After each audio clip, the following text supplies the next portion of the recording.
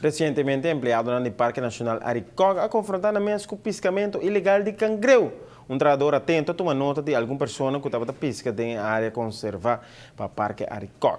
O treinador atento aqui a cercar o grupo de pessoas para avisar que está fazendo acto ilegal. Well, e no mesmo momento opta para avisar todo empleado na saída do parque arriba a situação andando. A pessoa não faz caso de aviso de acto e de ou outro apurvo de abandonar o sítio.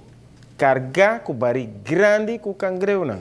É cita de lamentar. Empleado do parque Aricog a actualizar detener pessoas na saída a confiscar cangreu para pôr aqui na back de habitat. Porque frequentemente se encontrar o mesmo tipo de acto ilegal maneira aqui está de lamentar que não turgente tem melhor interesse de Aruba de mente e está causa dano e mais leu ainda também contra a lei não estipular. Assim que a procedura de registrar o número de auto e modelo de auto e informação aqui está de mão de polícia aqui. Parque Nacional Aricog, sua missão está para conservar e proteger a natureza de Aruba e para procurar que o futuro geração por desfrutar de riqueza natural e cultural de nossa isla. Por motivo, aqui qualquer acto que está contra a missão de parque e bem-estar de Aruba, lo guarda atender imediatamente com a ajuda de polícia.